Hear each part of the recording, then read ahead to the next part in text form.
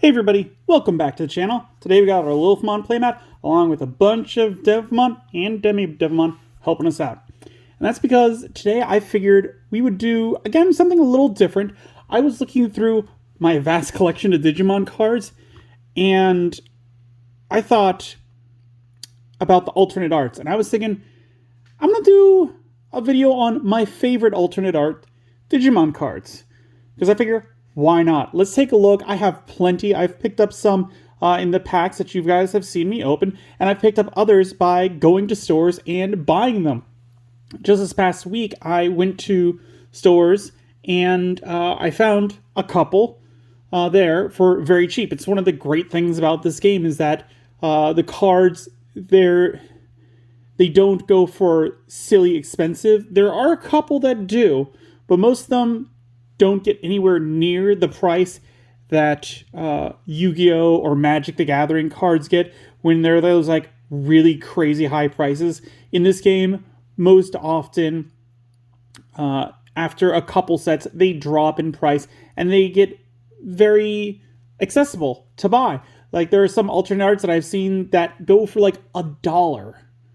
So I figure, let's take a look at some of the ones that I have and I'll show you my favorites. The top 10. Before we get into that, I have some dishonorable mentions, I guess.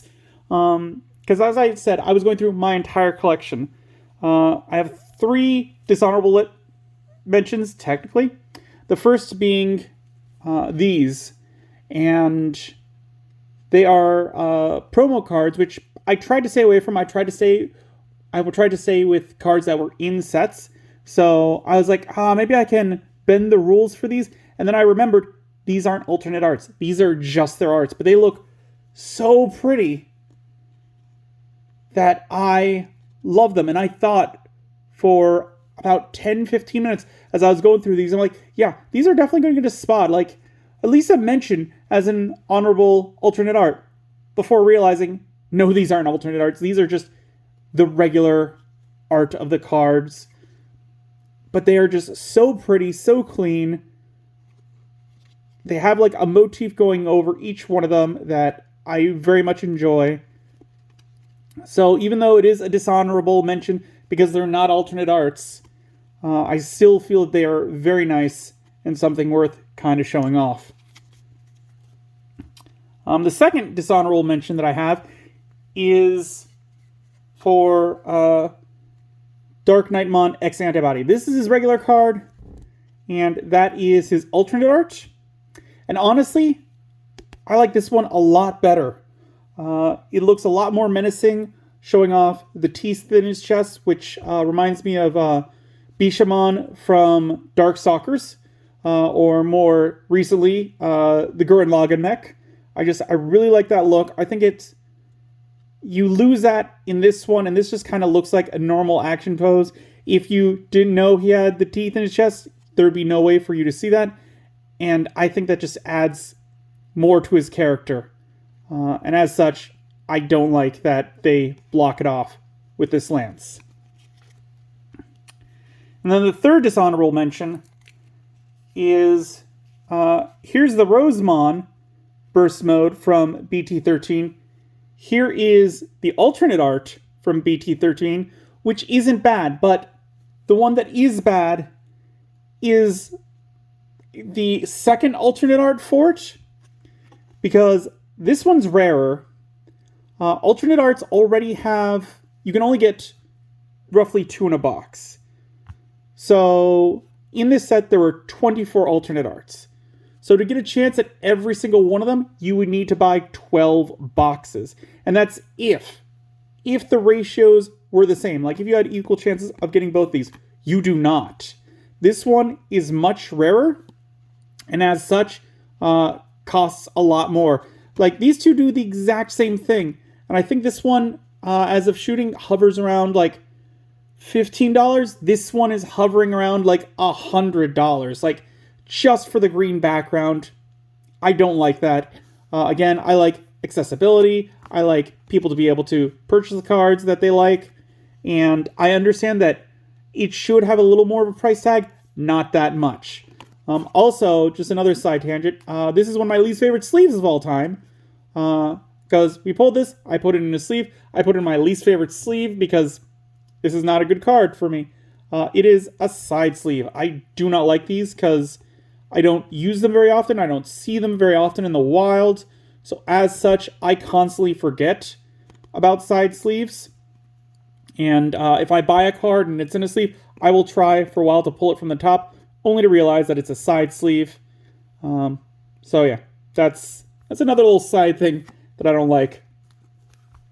Anywho, that is all the things that didn't make this list, that were dishonorable mentions for one reason or another. Let's get right to that list. So starting off with EX1, we got cards where the backgrounds were pretty dull and not very interesting. Like, it was cool at the time to be like, oh yeah, it's like the Digivice type stuff. Great. But every single card had the exact same background. I like that they used the old artwork. That was great. But it just looked boring and lazy. So in the number 10 slot, which might be a little cheating, you guys can decide that for yourselves. It is all of these ones that they made for the alt arts. I very much enjoyed these because they harken back to the old card game that they had. I never played that, but these just look so much better, and they've got the nostalgia factor to it. They are a little hard to read. This is probably the weakest, only because it breaks the border, which I do enjoy now. But like, when all the others have that motif of the original cards, seeing one that kind of doesn't quite fit, it doesn't work. Like look at this. This one and this one are the exact same pose. But this one has like a very meh background, whereas this one, it's showing off the old school background. I really like this style a lot more. So in the number 10 slot is all these classic artwork ones from the old card game. In the number 9, again, kind of cheating. But we've got Omnimon and Armageddon in this slot. These are their normal artworks, and they're in here together, and technically could have been anyone similar to this, but they are here because their alternate arts do something that I always love, which is they combined together. And it is something that I have loved forever.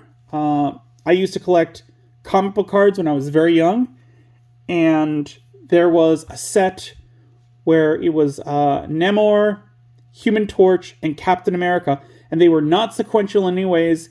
They were the only 3 cards in that set that if you put them next to each other, with Captain America in the center and Namor and Human Torch on the side, they would actually form a little picture of them because they were together, I believe it was in the Secret Wars. And that was just such a thing that blew my mind at the time, that I really do enjoy that, and I love seeing it over and over again, because you don't expect to see it in these kinds of card games. Sure, with like the Pokemon, the dual cards, you can see that, or in Magic the Gathering, the big furry monster, those situations, yes, you expect it. But for these two, like, you didn't really expect it. If you got this one, like, you might not notice the sword and the cannon. For this one, you might not notice the legs, but then you get them both together and it creates an entire picture. And I think that's very cool. So any cards in the entire run of Digimon that do this, I really enjoy. We just happen to have these two in the collection that work. I have some where I have one or the other, but I don't have both. This one I had both, so it gets the 9th spot.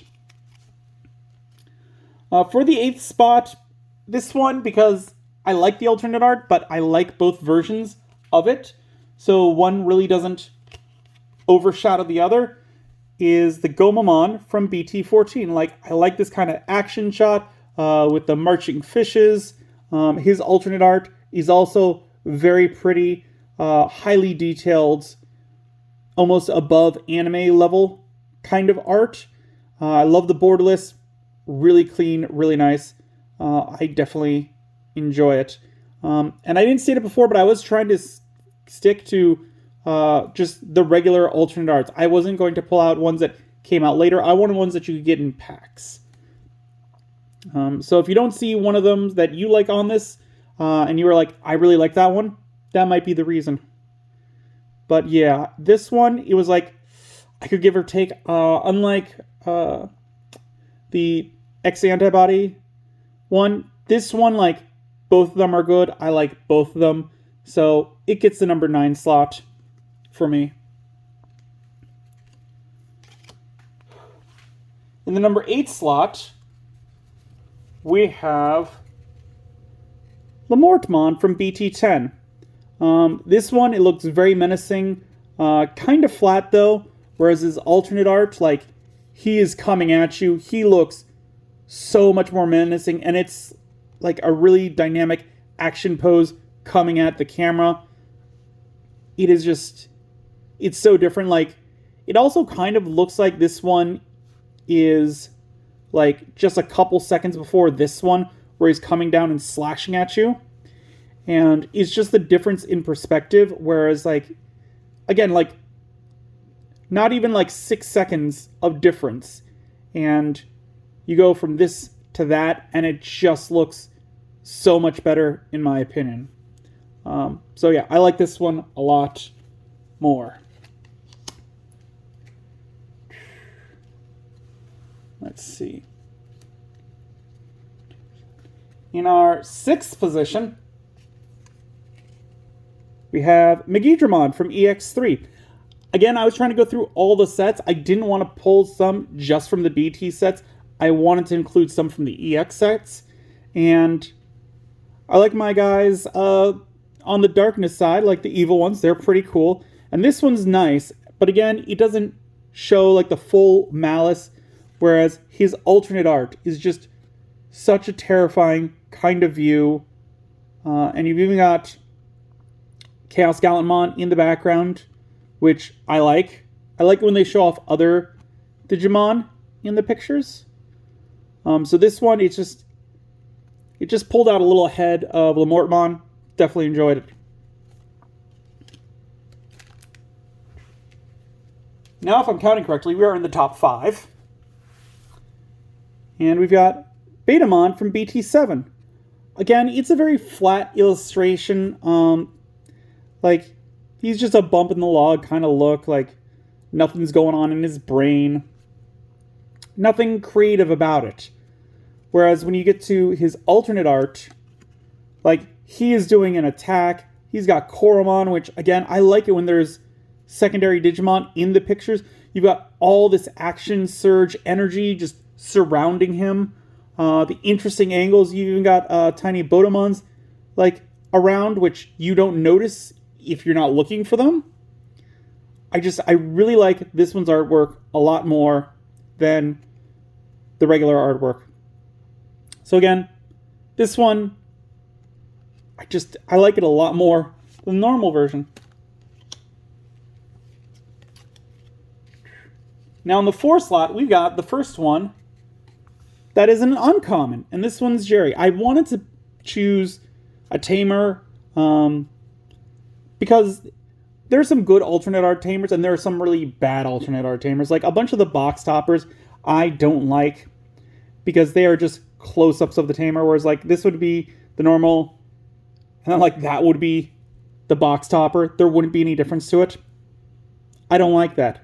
Whereas we get this artist rendition, but then when you get to the alternate art, you get a still straight up from the show with a nice Leomon in the background.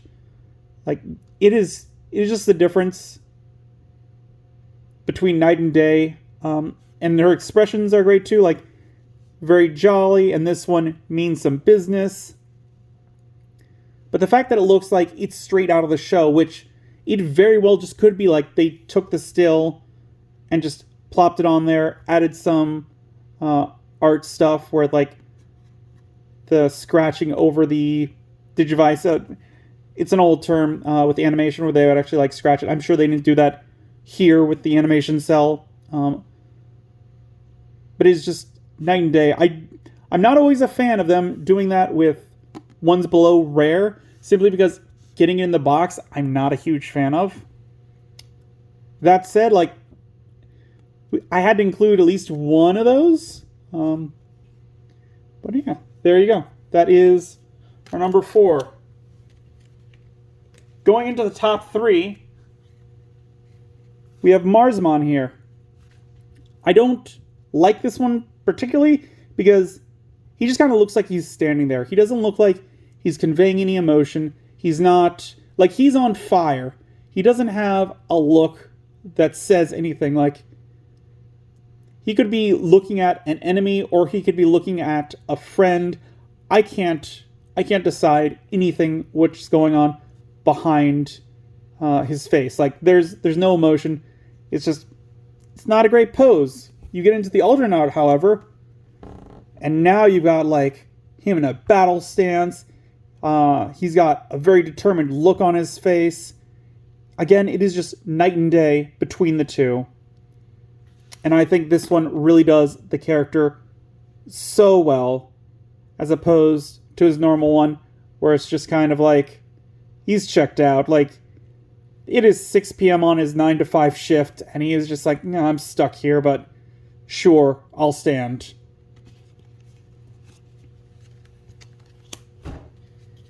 In the number 2 slot, I put BT6 Gabumon. And the reason why he's here is because he looks like Pikachu from way back when. Like, this looks like that tubby Pikachu. Like, his proportions are just a little too off for me. Like, I don't know what they were going for, but it's like he's got too much body. And it looks too round to be Gabumon. Like, it looks official, but it looks just a little off if you look at it for a while. Like, yeah, that's Gabumon, but he's put on a little weight. Whereas with his alternate art, like, it is like night and day. Like, he's got an expression on his face. The character model looks on point. It's got Tokomon there. We've got some nice leaves falling and in a meadow. Just everything about it is just so much better than the original Gabumon card, which is why it earned the 2nd spot. Like, it's just the difference between the two is just so great that, yeah, I had to give it the 2nd slot to this one. Just had to. And then in number 1, it shouldn't be any surprise if you are looking at all these that I had to give it to one which I built into a purple deck way back when. And that is Dundevimon, which this pose, it's great and all, but it's not true to Dundevimon. It doesn't look right for his character. Where when you get to the alternate art, like, you are getting the very creepy Dundevimon, or Dandevimon in this case, in the English version. He looks super creepy, very like Spawn, Venom kind of look. Whereas this one, it looked like, again, it's just, that's not the character. That is not how the character holds himself. Like, maybe initially when he digivolves, that could be it. But, like, the next second, he should be, like, down on all fours, crawling on the ground. Super crazy. Just, it's great. And I like, especially this is, like, the old, from BT4, where they still used the gold on the cards. And it's another, like, extra layer. They've stopped doing that since, and it adds some extra to it that we don't see anymore because they've stopped doing this gold in there. So yeah, like, sorry, a little biased, but I love Devimon, so he kind of gets the number 1 position here. And there you go. There are my top 10s. Before we head out, as you know, we got to open up some cards, and I got a couple of some judge packs. Found them online, so I purchased them. We could get a bunch of different memory boosts, or we could get Legendary Arm Alliance. Legend Arm Alliance. As always, I would like probably the purple. But we can see which one we get out of this. That one opened up real nice. And we got Flame Memory Boost. Very cool. 3 play cost. Main, one of your Digimon gains security attack +1 for the turn. Main delay. Trash this card in your battle area to activate the effect below. You can't activate this effect the turn this card entered play. Gain 2 memory. Security, place this card in the owner's battle area. So yeah, pretty cool looking. I like these stamped ones. Again, something we've kind of lost from the main line. They don't do the gold foil really anymore. But this one looks pretty cool. But with that, we've reached the end of another video. Leave a comment down below. Let me know what your favorite alternate art is from the sets. Or if there were any where you're like, no, that was trash, I do not agree with that one on your list, put it in the comments down below. I love reading them. I do try to respond to them. As always, if you haven't, if you enjoyed the video, give it a like. If you haven't, please do subscribe. I really do appreciate it. It helps the channel grow. We upload videos on Mondays, Wednesdays, and Fridays. And as always, until then, I will see you next time.